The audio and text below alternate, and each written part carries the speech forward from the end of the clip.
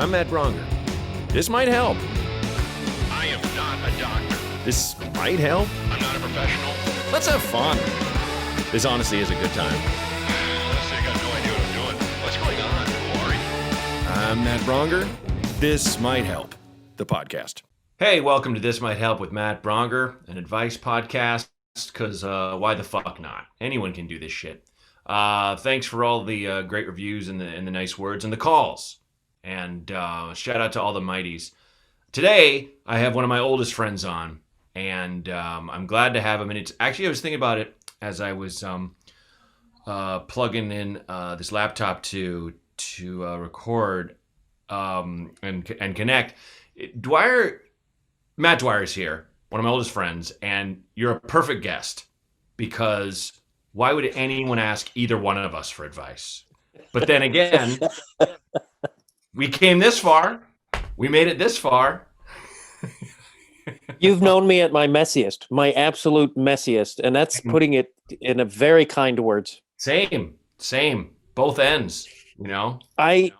Especially now I don't know if it's age or dad, I look back at just so many moments of my life and just be like, you were a fucking idiot. I mean, I'm ashamed of decades of my life. Sure. Well, that's strong, but we all feel that but way. Accurate. I also, it's like I had that thing that I'm sure you've had where you're like, you're happily married, you got two great kids, and I mean, you're like, why didn't I do this earlier? Is this the thing that kind of messes with me sometimes? But also I believe in the butterfly effect. I believe, like, if we went back in time and let's just say, what the fantasy killed Hitler or whatever, a worse person would come. I feel like, everything has kind of added up to where we both are now. If I would have had good. Yeah, if I had a kid in my 30s, I was not mentally prepared. I wasn't mentally prepared. Like, it took a bit of adjusting, and like there was a shock. Like, there's just like there was a moment because we didn't plan it. I didn't so it was just like, you're a dad now, and I'm like, I don't know what this means. It's like no one really prepares you for it. Like, people, the books, and people. Anytime I expressed fear, people were like, "You'll be great." And it's like, no, I won't. Like, you don't know that. My dad wasn't great, so don't tell me I'm going to be great. Well, that's one thing that but that kind of fucked with me was like, I did, not to brag, but I did have a really good dad, and I'm just like, I always feel like because people I know people that had terrible dads, and their dads, they're like the best dads because but it's like, I think if you're a good person, you learn from the good or the bad, Yeah. There used to be a guy who'd come into the, we used to both work at Rock Bottom in Chicago, Rock Bottom Brewery, and just like an Applebee's that makes its own beer, but they hired fun people. But I remember I was working the upstairs bar, and this kid would come in, and he worked for his dad's company. It was like this massive clothing company, and he would like go shopping around, Miracle Mile, buy all this, cool shit. And would just come up on the roof and have lunch and like a couple Pepsis. Like, he didn't drink any alcohol. And the reason why he didn't drink, he's like, because his father was just a terrible person and a horrible drunk. I was like, well, that'll do it. Sometimes a bad example is a good example. I know a lot of guys who don't drink because of their dads. I probably drank because of my dad. But it's like, yeah. I'm like cautious of, like, I see every action I do as affecting my kid, which is probably crazy. But like, if I do something, if I make a mistake or something, I'm like, oh man, how's that going to pan out? Like, what is that? How is this going to look in an essay that she writes about me? Like, I imagine my life just ending up a series of essays she writes about me that are skew. Well, I think it's better. I don't think you want to over-examine everything, but I think it's kind of better to err on the side of being careful than those willfully ignorant parents that are like, oh, they don't know what's going on. It's like they Yeah. kind of do. You make there's like days like it's hard, especially now with quarantine because we're together 24/7, and there's Yeah, days where you're just like, I'm frazzled, she's frazzled, and sometimes shit pops out of your mouth. I said some pop out of my mouth a couple weeks ago, and I was just like, where did that? Like I was just like, okay, you're okay, go away from me now. Like I just like, and that is not me at all, and I adore every second with her. But I was like, where did that come? I felt like I talked to Kelly about it like repeatedly. I was like, I feel like, what did I do? And but you're gonna make mistakes. yeah.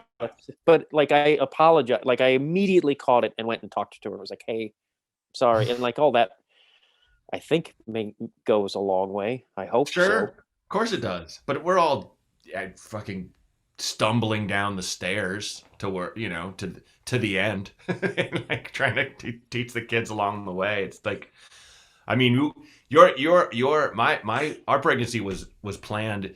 Yours wasn't planned, but like we all went to San Francisco and took you to town hall or city hall, and you got married, and then we went and partied that night, and whoops, and that's what maybe was conceived, and it was like, or you guys Soaking like, tub. we're actually pregnant, and we're like, and we're like, oh wow, that was really fast. So I it's funny. was I'd forgotten she wasn't planned because I just it's been such a natural road from here, you know. Yeah. I mean, I think it was best that it just happened because I don't think I was still mature. Like I still was like, because I was like, we're gonna like fuck around and just travel and get drunk and be stupid. Like just Totally.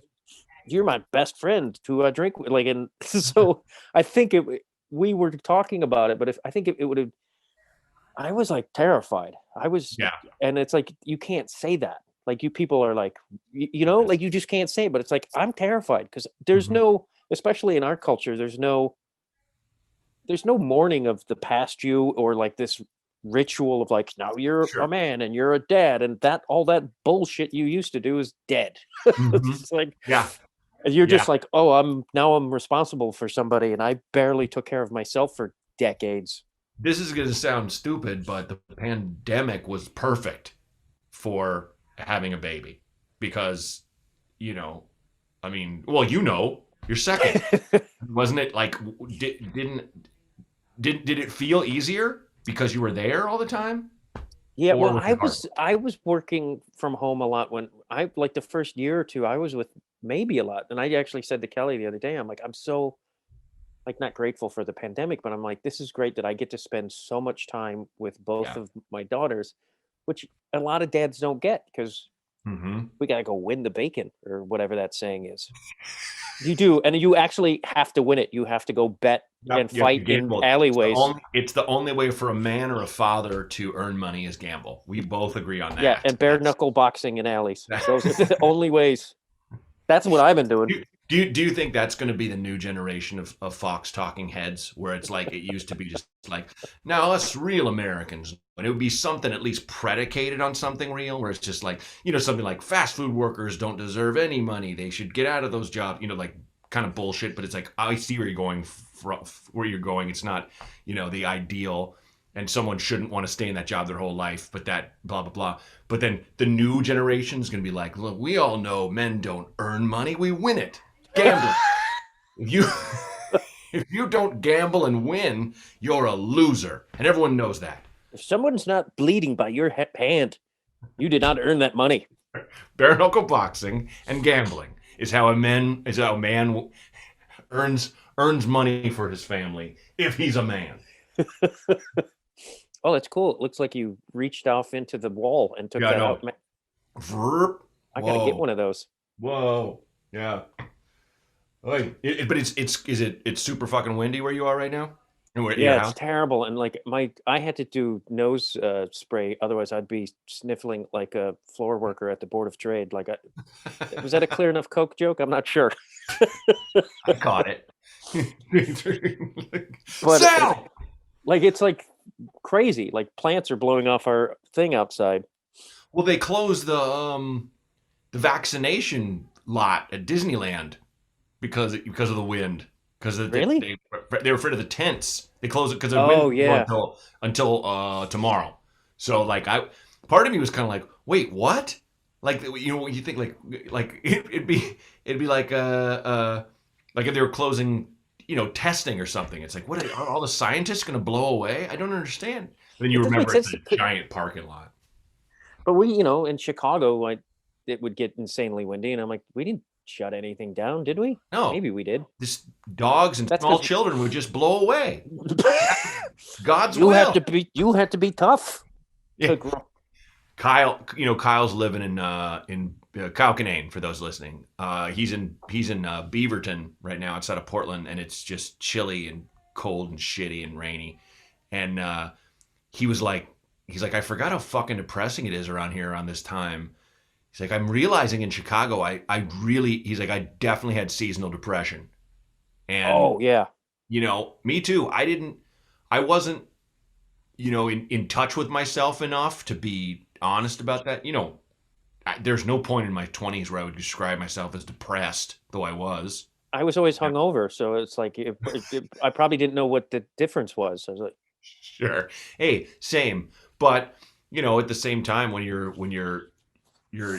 snowed in and lonely, and you're like, it's the weird. Just that when I think back to the times where, like, I can't leave this building that I pay money to stay in.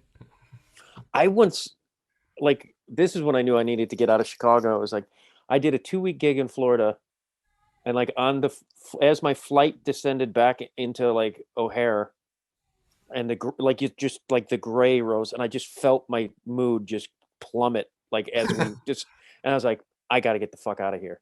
Yeah, yeah, yeah. I always saw Chicago for me as like just being like a hamster on a wheel. And when I first got on it, I was like, this is really fun. I can run all I want, like, yay, like a toy. And then by that 6th year, I was just like, I'm not going anywhere. I'm just a waiter, and I do the occasional stand-up show in a bar. It will lead to nothing, Yeah, I think if I stayed or went back, like I would either be dead or like limping around from the multiple strokes I had from my poor eating and drinking. Multiple strokes. Yeah, I mean, and I loved it there, but I kind of got tired of how it's just kind of a I don't know, like a tight grid, like moving to LA and being in more wide open spaces, Yeah. where you can always see the sun. I don't know, it's addictive. I don't. Yeah, it's weird that people don't like LA, and I'm like, it's not a city you can visit. Like you could visit in Chicago on a weekend and be like, have the fucking time of your life, Sure. and be like, this is the greatest city. Of course, I want to live here. Mhm. LA, you can be here in a weekend. If you're in the wrong neighborhood, you're gonna have a miserable time. Sure. But it's Yeah. like, and I'm like, please keep thinking LA sucks, because because it's great. Like people who don't think LA is great don't know what they're talking about. Well, and it's just they just don't know where to go. I mean, it's a different thing if you're like, I like urbanity. I love Manhattan. I love, being with just it feels like a city no matter where I look. It's like if you want that, LA's not really the place for you. I lived in Manhattan. I don't know how. I don't. I was just. It was constant noise. Like you don't get. Like that's why everyone's so cranky and angry. It's like you never have a moment of silence. You can't just sit and go, "Oh, my thoughts." Like that doesn't happen. Like my building, there was like a guy who sang opera. There was a guy who played piano. Maybe they were women. I don't know. I didn't go look. I had a friend, the older guy was a year older than me, named Jeff, who was like one of my best friends. When he went to my college, and then when he graduated, because my college was right outside, it was about a half an hour north of the Bronx. So you can go in the city, like that by train, and so he got a job in the city as a messenger. And he was like, oh, you should come stay with me. And I stayed, like I went with him, and we got drunk in the city, and you're in which we used to do, but it was like doing it with someone that lived there now. Like, oh, it's the real world, man. And he lived in a studio that was somehow smaller than a studio, and the bathroom was down the hall. It was a shared bathroom. Yeah. So I remember, like, and that when I stayed over, we were both so drunk we didn't care, but he was on the bed and I was on the floor, and it was that there was a bed and there was about the size of a bed amount of floor. That's just like a story from Last Exit to Brooklyn. That's not Yeah, living. That's just I couldn't think of the no, writer, but it made, but that's what made me my friend Gretchen, who I grew up with, I was over the summer. I'm like, I have a girlfriend that is there. She lives in Connecticut. It's my college girlfriend, and I'm like, I don't know if it's gonna work out with us. My feelings are changing. And she's like, well, what if you just came to Chicago? Like, why do you want to go to New York? And I'm like, I want to act. And then she's like, there's all the acting is here. Like, and you don't. It's gonna cost you this much. And like, she helped me find an apartment and everything. That was what I would say that weekend trip to be in Jeff's apartment was part of what made me go, I'll never make it here. I can't. I'll go crazy. when people would like be like, yeah, my apartment has rats, but that's New York. I was like, you're insane. Like, I'm like, why is that like charming to you that you have disease carrying rodents running around when you're sleeping? And when you're 20, you can kind of, or you're in 20s, you can kind of make it through anything. But it's Yeah. that, I will say when I see that hardcore, 50 or 60 or older, in New York City, just never going to leave. I'm just like, man, you're something else. That's just not me. Everyone looked tired to me in New York. Like, Hmm. like Yeah. a lot of people had this weird tone to their skin where it looked like a little harsher or Yeah. hard or something. Like it was, and everyone just always looked tired. And it is. It's like an exhausting place. Like I don't like Chicago and LA have these neighborhoods where they're like kind of a little bit more open. There's a lot of Sure. trees Yeah. and and you can have quiet. It's like Hmm. not New Yeah. York. Yeah. But those places, it's very funny when someone, the sticker shock when someone goes to like Roscoe Village and they're like, this is exactly what I'm looking for. How much is a condo? Oh my God. Because I mean, it's all three of these places we're talking about, whichever one. I'm sure there's someone on here that's just like, Chicago's the best. Those other two places suck. It's like, if you want to live someplace nice, you're going to pay through the nose for Yeah. any of those places we mentioned. I never lived in a nice neighborhood in Chicago. I had one apartment that was kind of nice and like above Delilah's, which I Oh still was yeah, above a bar with motorcycles outside. So that wasn't sure. very quiet. Well, now I mean that area is really nice though. Now, Every neighborhood I lived in was a dump, and now they're Mhm.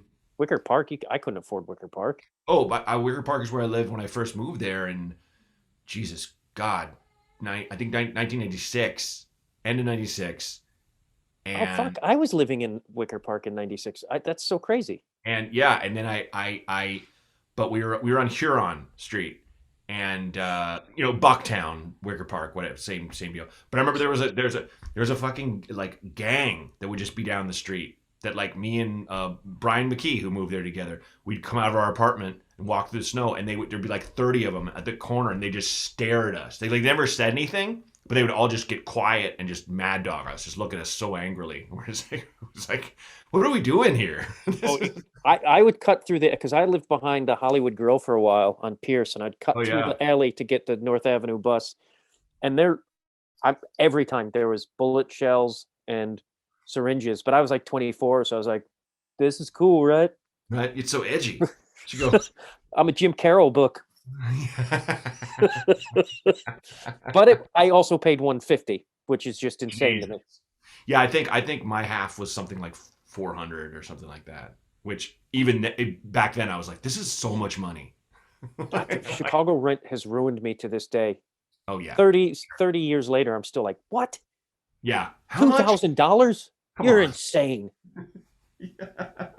But it's like when I was like working, I could pay my rent like with one paycheck and still have money left over. Like, who can say that these days? No. Granted, No. I had to suffer, gunshots. Well, the problem with those 6 years of being, a waiter, a bartender, and a drunk is that like There's your made one-man show. I made I mean, isn't that what they call the three opera guys when they're on the tour? Yeah. Is that the problem? Is that I'd leave every night with cash, made most of my money in cash. You know, I'm sure it's you know, you get more on your checks now because everyone pays in credit card, but like felt like people paid way more in cash back then. So you had you had this knot in your pocket, and you'd go to a bar, like, oh, I have to save this much for rent and this much for utilities, and you come home and you have like $1. Damn it.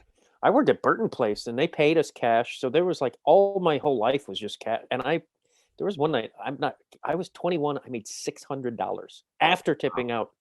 Wow. I think I worked a party for mobsters and sex workers. Oh, nice. There was a guy Smiling Dave, who played piano, who I hated, but he would like do sing along stuff. But he was like, you know what this is, don't you? He's like, I was like, yeah, it's a Christmas party for a flower shop. He's like, it's a front.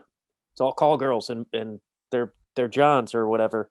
Oh my God. And it was like right as Goodfellas came out. Wow. And like literally, like somebody gave me their purse. They tipped me $20 to keep the purse behind the bar. Gave me $20 when I gave it back to him. And it was like, you know, the cast of The Sopranos just tipping me 20s, and where I got scared because I was like, because the free tab came to an end, and I was like, I'm not asking these guys for money; they'll kill me. I'm not cutting these guys off. Yeah, and it was like stereotypical mobsters. It was like hilarious. Oh sure. But I just kept thinking of like Spider dance, Spider. Yeah. always like the thickest head of hair on an old guy. Like just this hair that would like stop a bullet. Like just this wavy, full. A lot of people don't know that embezzlement and murder prevents hair loss. It does, yeah, and a lack of moral conscience. Yeah. We were at a bar out like nearish my college, you know, in New York, in Westchester County, and there was like this guy had sat at the bar and he had the hair, and then there was a guy, he was huge, and there was a guy bigger than him with the same hair, and this guy would drink, and the guy next to him would just stand there like that. It was like, and it's that thing of just like, wait a minute, why is your friend just like to pose next to you? You know, arms the size of tree trunks. And my friend Andre was like that Danzig Mother song. They started playing it again, even though it was like an older song, and my friend starts doing that like the freak out, kind of like the Danzig did, and he bumps him. The guy's like, "Can I sit here and you're not bumping to me?" And we both look at them, and I hadn't seen them before, and I'm like, "Oh!" There's that moment of like, we're gonna get shot because my friend's dancing like Danzig. That was my biggest fear as because I would get drunk bartending and I would mouth off to people, and 95% of the time they had it coming. But I'm like, I waited every night when I would leave at 2:30. I was like, somebody's going to be like waiting in the parking lot for. Oh, the amount of times I got in a beef with somebody, and you know, over the 6 years I was there, like when I was bartending or whatever, and I'm like, this guy's gonna, you know, not that it happened a lot, but every time there's something like that, I'm like, this guy's gonna be waiting for me with a knife. No question. As I go out the front of Rock Bottom and down in the Red Line to get my train to the Fullerton stop, I'm gonna get stabbed. This guy's me around the corner, but like, no one drinks and has that kind of patience. You go get angry at someone else now. I'm gonna get that guy. I'm kind of hungry though. I want €1, but then I'm gonna get that guy. I'm gonna get that guy asleep. For some reason I was thinking about this one night where like I usually work in the dining room at Rock Bottom, and like this guy, this server was like waiting on this table, and they'd graduated from dinner to just drinks, but they were staying at their table in the dining room, and they closed the dining room, and they're still just like, for some reason, just swilling Cosmos, because that was like, you know, Sex in the City thing. And this guy just kept ordering for it, and the guy was like probably like late 40s. He was not a young guy, and the Kelly who was waiting on them, you know, at a certain point, it's just like they've had like 6 of these fucking Cosmos, and she's like, I think that's it, guys. I'm gonna get the check. And he's like, what? No, we want another one. Like just beyond hammered. She's like, I'm sorry, and he goes, fuck you. So bad. And she's like, I'm gonna have to ask you to leave. And it sucks because, you know, they paid, but they didn't tip her, of course, because you're calling her a bitch. And they walk outside. But I'll never forget that guy. I think his friends they all scattered or whatever. on that corner, you could see the out of the corner of that those windows, the wall windows. You could see on that corner of like what was that? Yeah. What was that? Illinois, and was that state in Illinois? I feel it was state. It And was. yeah, and so he's just there, and he's like kind of leaning against a light post, and just like this the saddest. In that moment, I'm like, I almost feel bad for that guy because I don't know how the hell he's gonna get home. He doesn't know what a bus or train or cab is right now. He's so fucked up. I don't know if I've ever been that. I saw a guy like that, like a Lincoln Park frat guy who just looked like the biggest douchebag in the world, like passed out against a pole, and I wanted to rob him so badly. I didn't, but it was really like one of the few times in my life where I thought of doing something legitimately terrible and was like, oh sure. Well, I'm but always those guys were the bane of my existence in Chicago. Oh yeah, the worst. I mean, I was my mind is always blown anytime I've been around like Wrigley Field during a game. How it'll be an hour before the game's supposed to start, and there's a guy in decent, like he's not homeless. He's got clean clothes on, but he's sitting against a light post. He's barfed in his own dick, like, and he's like, he pissed himself. Like he's just there. Like there's always someone that just they overdid it so hard that it's just like there's never not. They're always like. And Chicago's filled with that. I had a friend visit Chicago for the first time, and she texted me at like noon, and she was like, "Does everyone day drink in Chicago?" And I was like, "Oh, I guess they do."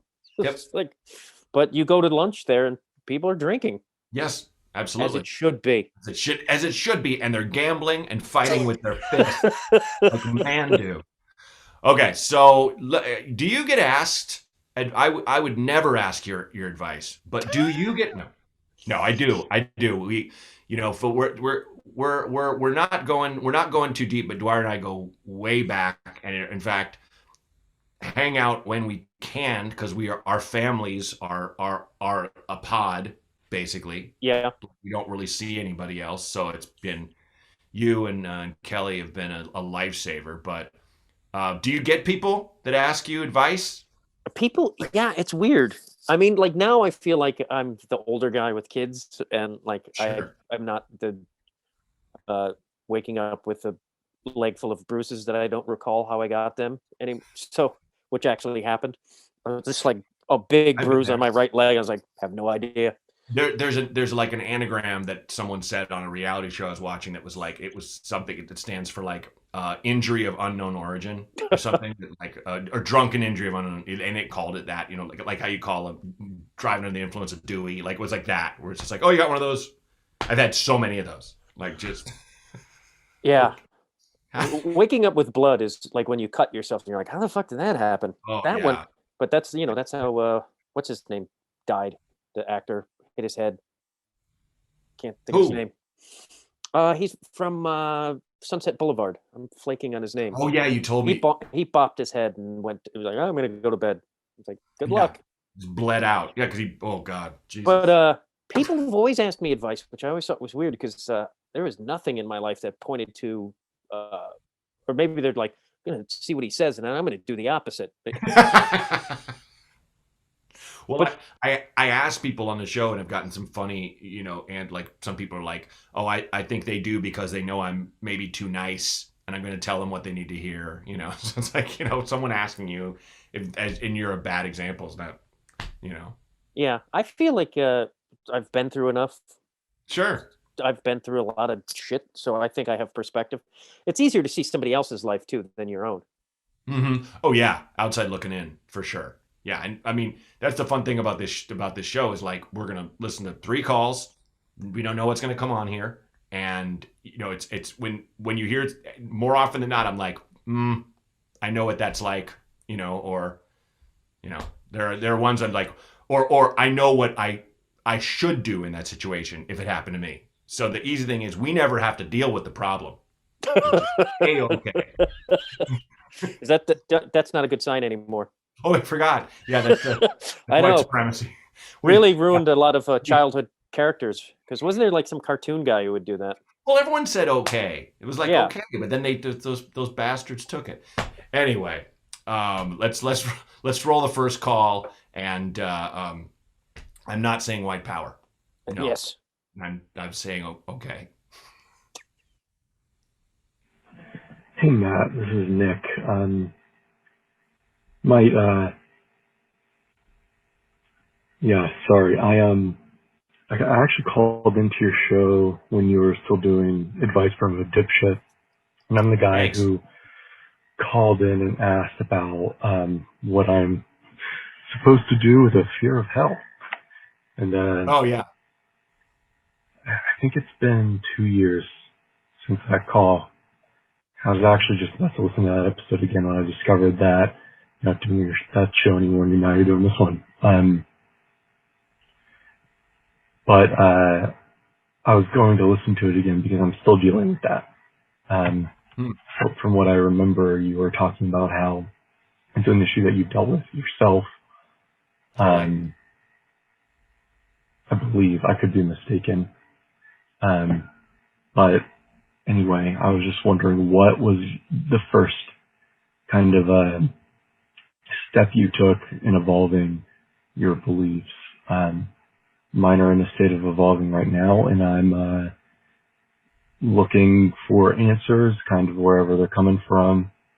I think I'm about to get the book Love Wins by Rob Bell. But if you have any other suggestions on how to evolve and develop beliefs, I'd love to hear it. Thanks, Matt. Sure, man.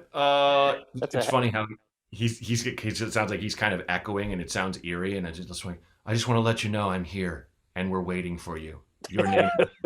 Hey, what the call cuts off. Sorry, what are you gonna say? Oh no, that was pretty heavy.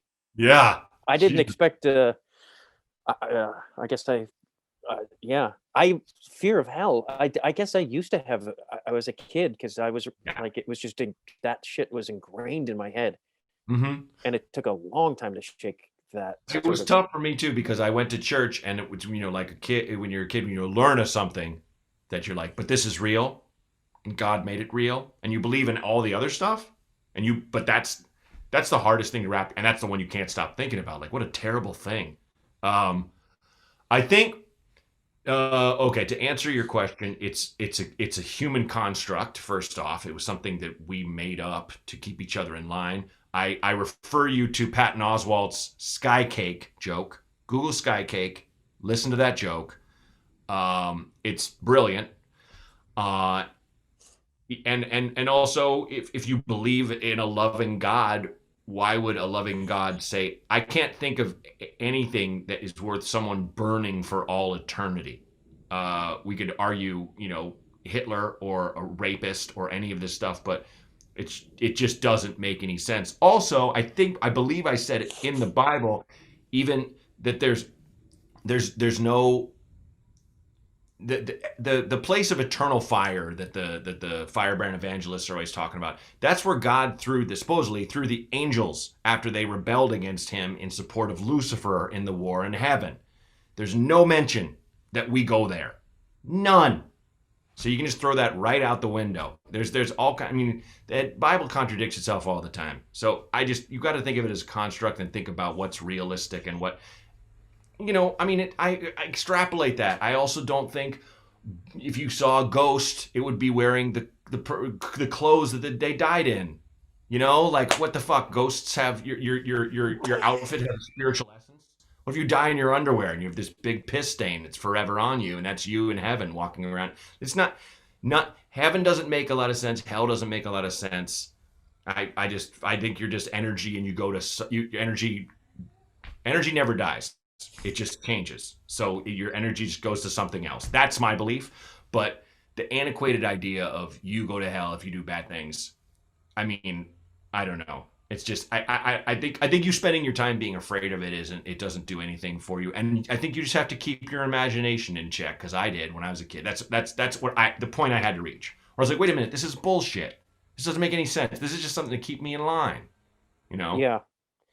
Plus, it's like growing up Catholic and stuff, I never saw Catholicism really do much good for people. It just keeps, I mean, it keeps, I was talking to Kelly about it the other day. It's like, there's shame and there's this guilt. That's my baby crying in the background. But but like guilt and shame, it's like it doesn't help you overcome anything, and if anything, it helps you. It forces you to hide your alcoholism, or because I know friends who've hit it because they're like, I'm ashamed of this, and it's like we're human, and as well as like it doesn't make you, that sort of stuff doesn't make you embrace your humanity. Yeah. Well, it's all all religion. It's just you can don't we get into the pros and cons of religion and stuff like that. But I mean, anything, literally anything, can be used as for good or for evil. Anything, and it blew my mind after how like Martin Luther.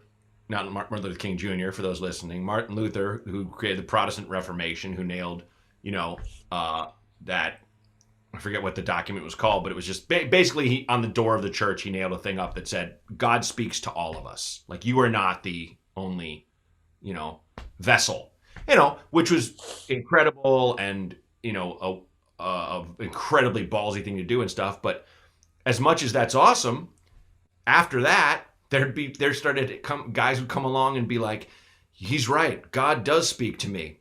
I am the Messiah. And he told me we have to kill that guy over there. Like, oh, come on. It's just, you have to use what's useful, man. So, plus God gave you free will.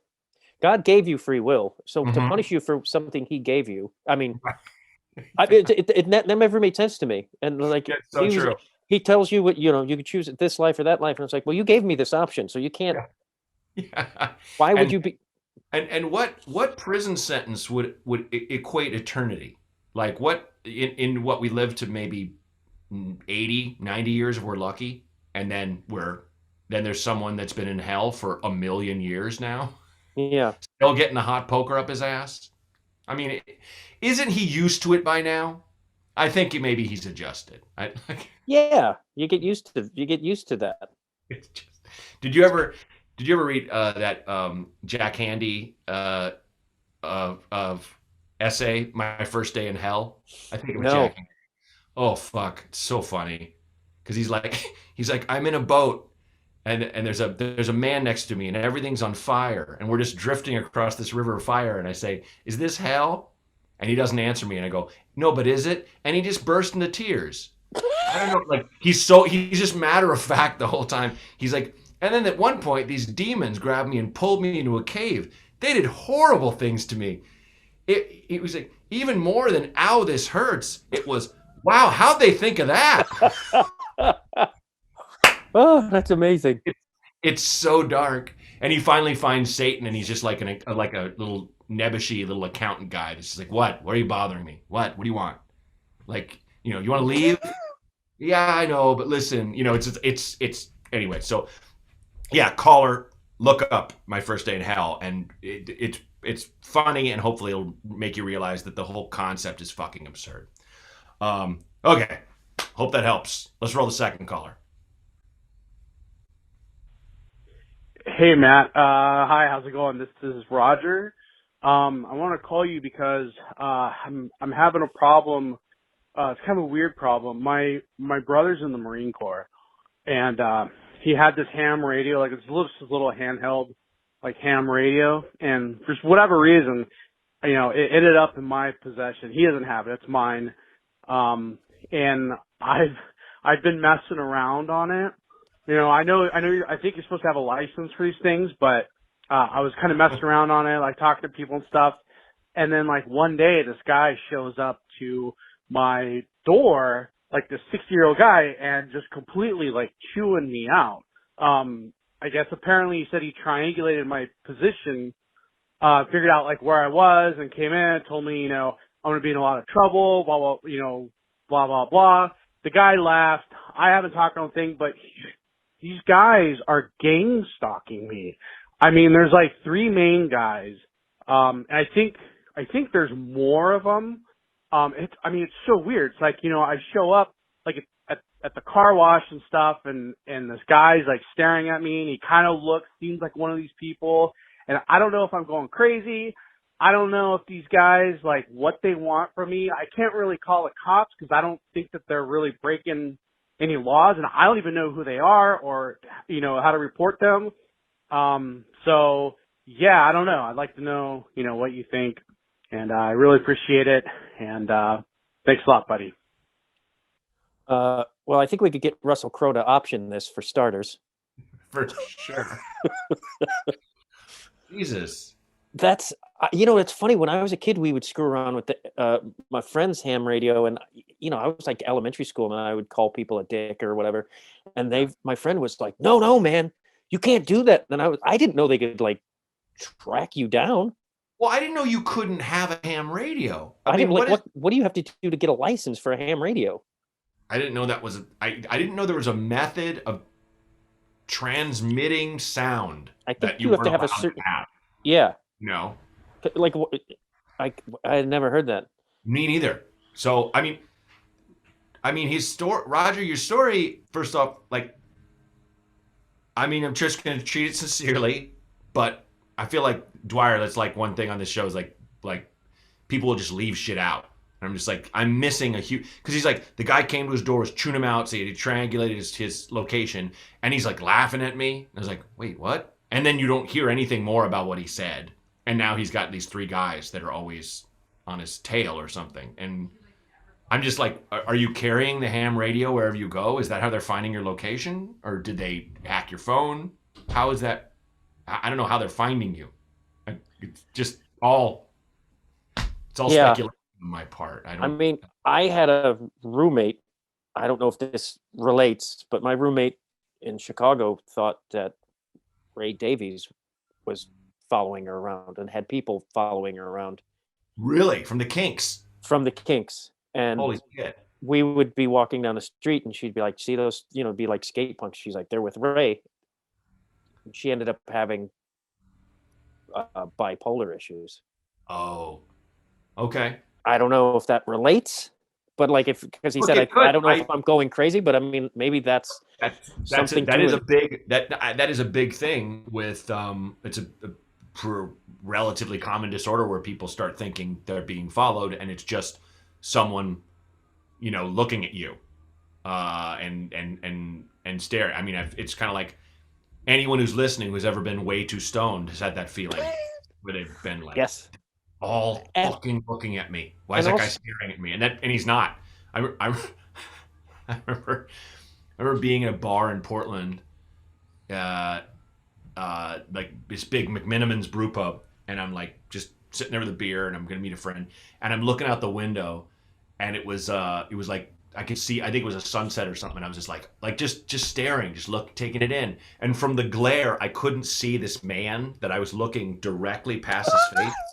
And he's like, why the fuck are you staring at me? And I'm like, huh? Like, I couldn't see him from the glare. And I was like, oh, I was looking at the sun. I'm sorry. And he was like, oh, okay. But to him, I was just like staring at a sunset that hit, like I must have looked like the ultimate creep. I must have stared at him like, there he is. There's that guy. I did that on the train once, just tired after work. And I just stared off into space, and it happened to be like in the direction of a woman. Yeah. And she got really, I was like, I didn't even see you. Like I was looking through you. But it was like, yeah. Because I would never do that. I'm like even if you see someone, you're like, oh, she's a honey, to sound like I'm from the 40s. But like, I would like try to like, don't look. That's not cool. No, you don't stare. Yeah, make her feel like she's gonna get murdered or kidnapped. That's why you pretend you're blind. That's I always go on the subway with a cane and glasses. Just so you can ogle women. Yeah. Also, though, like I would like not play with the ham radio again. Like I would avoid the ham radio. Yeah. Maybe send that back to your brother in the Marine Corps. Was it brother in the Marine Corps that he was? And maybe I don't know. Look to see if somebody can try just to see what. Yeah, I would. First thing I would do is Google and see if that's a thing. If they can triangulate your location. That's just a random, because that's maybe it gives off a certain type of transmission or something like that. But I don't know how you would, just from something you heard someone say, maybe the frequency. I don't know. It is fun to mess with guys on ham radios, though. I haven't done it since I was a kid, but man, I was laughing my ass off calling truckers, all kinds of things. Sure. Anytime, yeah. It's that. I mean, it's now that's the internet. That's trolls on Twitter and Facebook and stuff. But like everybody's had that. It's like a prank call. Always funny. When you're a kid or an idiot. It's like when anonymousness just leads to ultimate tomfoolery. You just yell at. I mean, God, what's his goddamn name? The guy who would do the radio show, who did all those voices. Oh, Phil Hendry. Phil Hendry, yeah, and he would just. I mean, for those who don't know who are listening, like this guy named Phil Hendry, who's a genius. He can do 5 different characters having conversation, and it sounds like people in a room. And he would have this late night show, and he like do it like a regular talk show, and he would interview people, and it was no one else but him there. And he'd say, "You want to call in and talk to these people?" And people would call in, and they'd be someone that would just you'd want to kill. And like there's a like he had a character who was like a white guy who didn't think Michael Jackson should be arrested for child molestation if he was guilty because he's black and what black people have been through. And like there are black people calling in, and we're like, "No, man, you're out of your mind." The guy's like, "No, I understand." And his voice was like, "No, I understand black culture probably more than you." And they're just like screaming at him, Jesus Christ. And he like, so at one point the guy's like, this guy was like rational. He's like, "No, he's like, I'm black, and there's no way I should not be arrested if I'm a pedophile." And he goes, and Phil Hendry goes, "I've seen I'm gonna get you, sucker," several times. And like, what? But it's God. Like, I mean, it's just, anyway. I think Roger, maybe your imagination's getting the better of you. I feel like we're all pretty fucking subject to going off the deep end here and there with the current everything climate, literally everything. But if you have suspicions, rather than think, "Oh, the cops won't do anything," call them.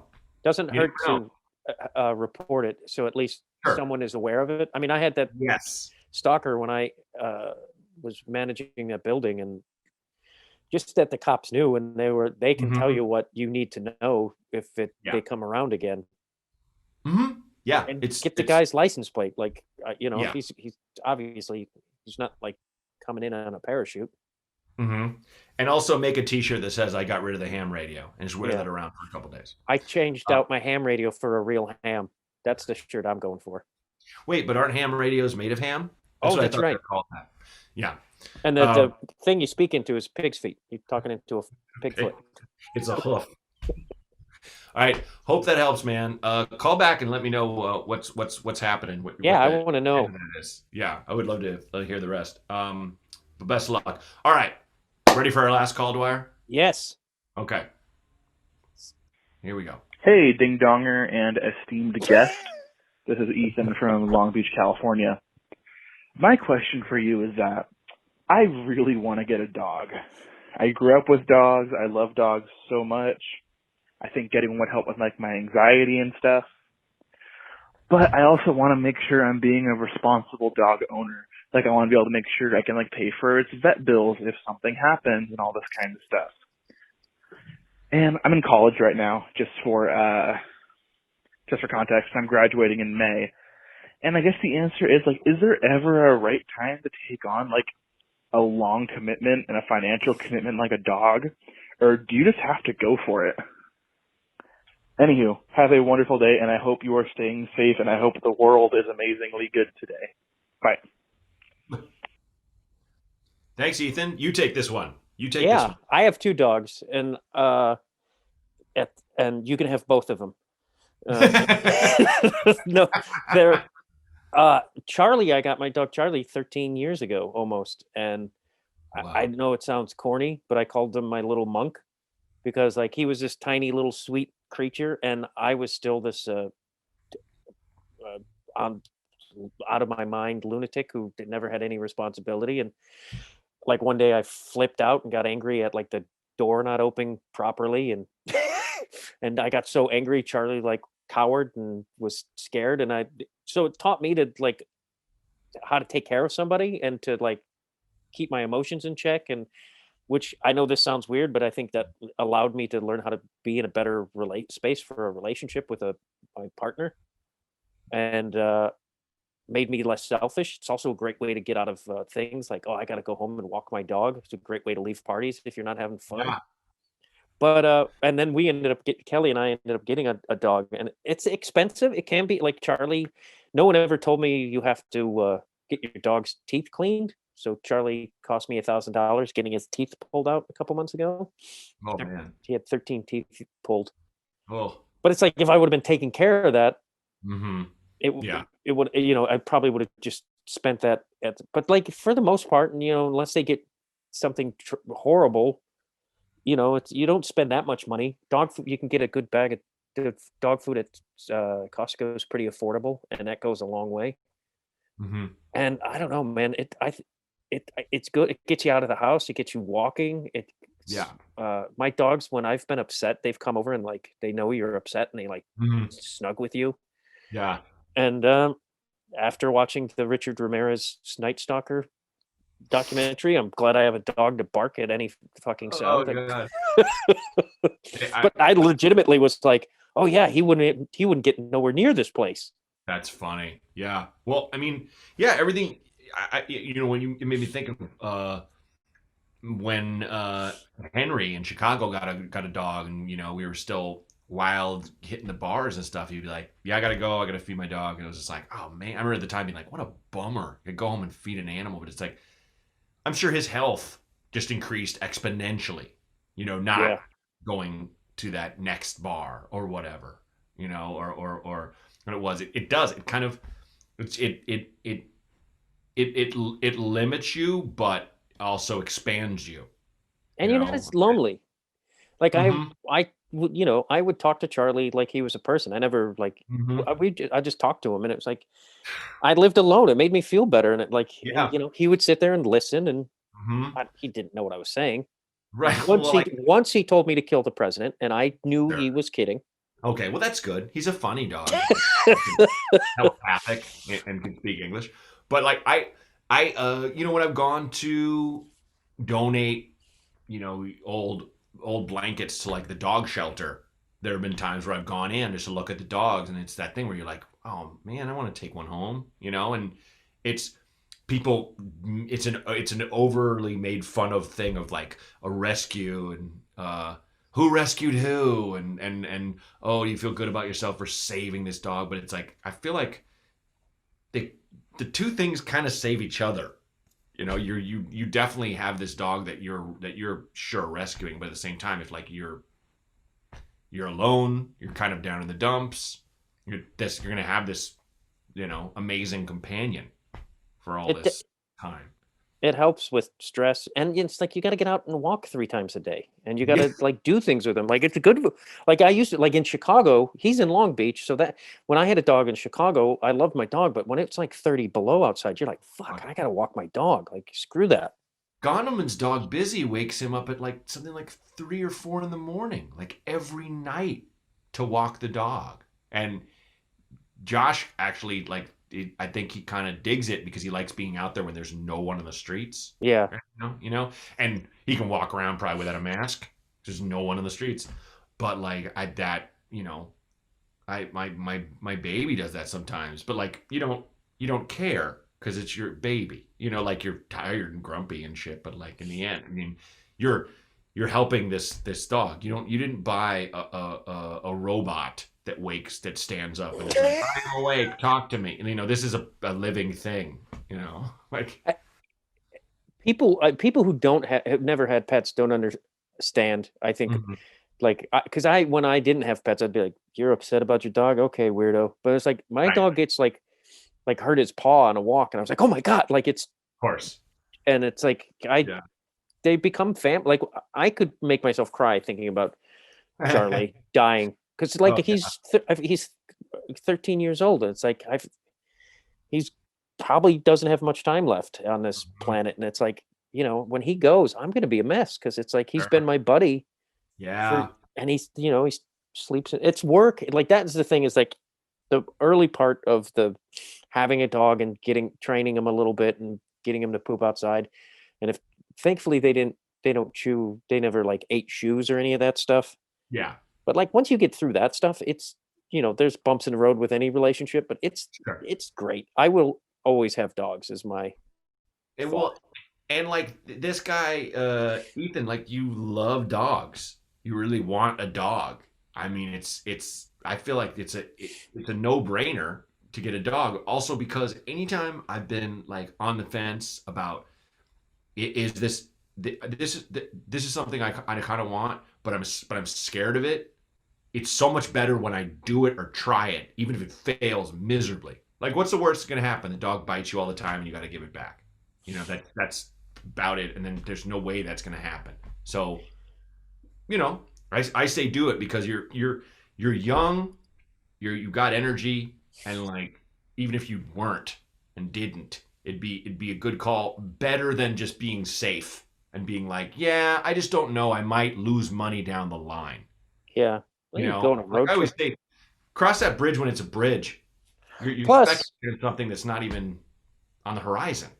Yeah. Plus, it's like if you get a dog from the Humane Society or a lot of those shelters, they often will provide like the spade and neutering.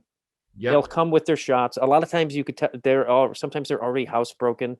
Mm-hmm. Or, so there's a lot of, and also there's like a lot of cheaper, like at the dog park in Silver Lake, they used to once in a while, there'd be some people you could do vaccinations and like teeth cleaning, like or even at some independent and non-independent pet stores offer like services and vaccinations and cheap training. So there's like, you can do it fairly, unless they break a leg.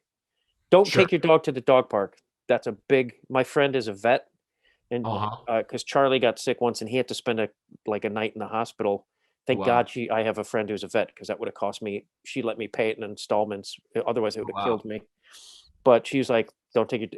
That's the biggest problem. Most of the dogs she gets in the hospital is whether it be sick or like they bit or something. It's because of a dog park." Whoa. Okay. Because Charlie got like some kind of virus, and he was just like, I took him out. He kept pooping and puking, and I took him outside and he just laid down in the grass, and I was like, okay, I got to get him. That's not good. Yeah, he just wouldn't do, and I was like, and thankfully I had the resources to take care of him. Wow. Oh man. Well, okay. Hope that helps, man. Ethan, get a fucking dog, dude. And tag a picture of it to Bronger. I want to see that. Yeah, man. I want to see this dog. I want to see this dog. So, what were you just gonna say? Oh, if I didn't say it, female dogs tend to be more protective and they'll piss on stuff less. Okay, cool. My male dogs, Jack still sometimes pees in the house. I don't know why. He wears a diaper. You didn't mention Jack at all. Charlie's my buddy. I like Jack. Sure. Yeah. Well, thanks for coming on, man. Anything you want to plug? Just my podcast, Conversations with Dwyer, and it's the Instagram is that page, and it's these days it's a lot of independent musicians, and I have some biggies on there these days. Sure. Well, it led to something big too. Oh yeah, that's I totally forgot to plug the John Lurie. I don't know when this comes out, but January 22nd, Painting with John will be on HBO Max, and my podcast led to that show getting made. There you go. It was The Bridge, and I'm a co-producer on it, which I'm still stunned by the whole situation. That's awesome. Well deserved. Well, cool, man. Thanks for coming on. Really appreciate it. Thank you. I loved it. That was great. Great. And I will see you soon. Yes, you will. Love you. Well, that was fun. Those are some wicked ass problems, which we all have. If you have one and want to talk about it, give me a call, leave a message at 323-763-0228. If you have something silly and dumb and you want advice about it, call, leave a message at 323-763-0228. Thanks. This Might Help with Matt Bronger was created and hosted by me, Matt Bronger. Produced by Outer Circle Media. Executive producers Matt Kleinschmidt and Robert Kelly for the Laugh Button Podcasts.